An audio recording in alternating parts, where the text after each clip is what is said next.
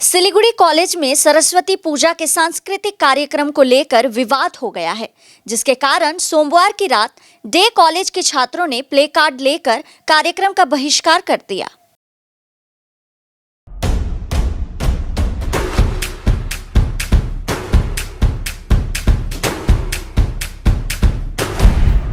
Stay tuned.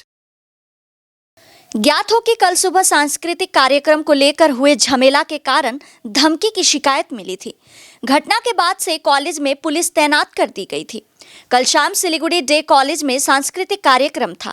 कथित तौर per day college के सांस्कृतिक कार्यक्रम के दौरान सिलीगुड़ी कॉमर्स कॉलेज का तेज आवाज में डीजे बॉक्स बजने लगा, जिससे डे कॉलेज के संगीतकारों को समस्या होने लगी। वे कार्यक्रम का मंच छोड़कर प्ले कार्ड लेकर कार्यक्रम का बहिष्कार कर दिया। बाद में पुलिस ने जाकर डीजे साउंड बॉक्स बंद करा दिया।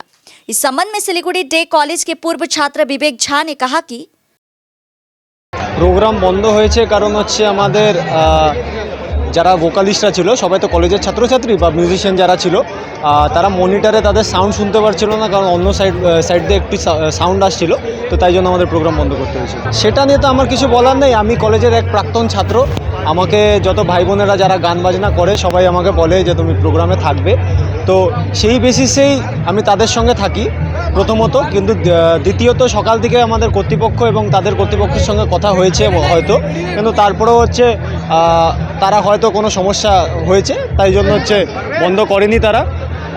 তো আজকে আমরা যখন প্রোগ্রাম করছিলাম তখন আমাদের শুনতে অসুবিধা হচ্ছিল এবং যারা মিউজিশিয়ান ছিল তারা বাজাতে অসুবিধা হচ্ছিল। এটা ভালোবাসার জিনিস, তো এটা সবাই মন দিয়ে করে, তো যদি আমরা 100%টা না দিতে পারি সবার কাছে, দর্শকদের কাছে, তাহলে সেটা খুব নিজেদেরই আমাদের খারাপ লাগবে। তাই জন্য আমরা বাধ্য হয়ে প্রোগ্রাম বন্ধ করেছি। হ্যাঁ, হয়তো তাই জন্যই হয়েছে, কারণ সেই জন্যই আমাদের সাউন্ড আমরা শুনতে পারছিলাম না, তো তাই আমরা প্রোগ্রাম বন্ধ করি। হ্যাঁ, কারণ আমাদের যে সাংস্কৃতিক প্রোগ্রাম আছে বা ব্যান্ড কালচার আছে সেটি কিন্তু আস্তে আস্তে লুপ্ত হয়ে যাচ্ছে। তো আমাদের কলেজে আমরা চেষ্টা করেছিলাম যে ব্যান্ড থাকবে, তাহলে সবাই মিলে সুন্দর করে পুরানো দিনের মতন বেঙ্গলের যে কালচারটা আছে সেটা সবাই মিলে এনজয় করতে পারবে। আর যারা পারফর্ম করেছে সবাই কলেজের ছাত্রছাত্রীরা, তো তারা উইদাউট রিহার্সাল সুন্দর করে আজকে পারফর্ম করার চেষ্টা করেছিল, কিন্তু সেটা সম্ভব হয়নি। তো সেটা আমরা নিজেরও খারাপ লেগেছে এবং তাদেরও মন খারাপ হয়েছে, তো তাই জন্য হচ্ছে আমরা প্রোগ্রাম বন্ধ করে দিয়েছি। वहीं कॉमर्स कॉलेज की ओर से सौरभ भास्कर उर्फ मर्डर ने कहा कि দেখুন, আমরা সবসময় কিন্তু ওদের সঙ্গে মিলে চলি, কেন আমরা তো আপনারা দেখবেন কলেজের সোশ্যাল বলুন আর ফ্রেশার্স বলুন, আমরা কিন্তু একই মঞ্চে একই সাউন্ড একই লাইটে আমরা প্রোগ্রাম করি। ওরা দুদিন করে, আমরা একদিন করি। আজকেও আমরা চাইছিলাম ওরা প্রোগ্রামটা করুক, আমাদের প্রোগ্রাম নিয়ে কোনো বাধা, কারণ আমরা ওরা প্রোগ্রাম করে বলে কিন্তু আমরা আউটসাইডে যে সাউন্ড আছে আমাদের সেটা অলরেডি 5টা থেকে আমরা বন্ধ করে দিয়েছি। 5টা থেকে আমরা বন্ধ করে দিই। তারপরে কিন্তু আমরা এখানে যে সাউন্ডটা যেটা লাগিয়েছি 7টায় লাগিয়েছি, নর্মাল ওয়েতে সাউন্ড লাগিয়েছি, যারা আমাদের মাঠ পর্যন্ত আছে সে সাউন্ড আমরা প্রোগ্রাম শুরু করেছি। প্রোগ্রাম চলছে, খুব ভালো কথা। ওরা পারমিশন ওরা প্রোগ্রাম বন্ধ করে দিয়েছে। আমি কিন্তু 8টার 5-এ প্রোগ্রাম বন্ধ করার পরে ওরা প্রোগ্রাম বন্ধ করেছে। সবথেকে হাস্যকর জিনিস, মানে বলতে আমার নিজেরও খারাপ লাগে, আমার হাঁটুর বয়সী বাচ্চা ছেলে যারা এখানে একটু আগে মজা করছিল, নাচানাচি করছিল, আমি আপনাকে প্রমাণ দিচ্ছি, ভিডিও দিচ্ছি, তারাই ওখানে গিয়ে প্ল্যাকার্ড নিয়ে দাঁড়িয়ে আছে। তার মানে কী বোঝাতে যাচ্ছে?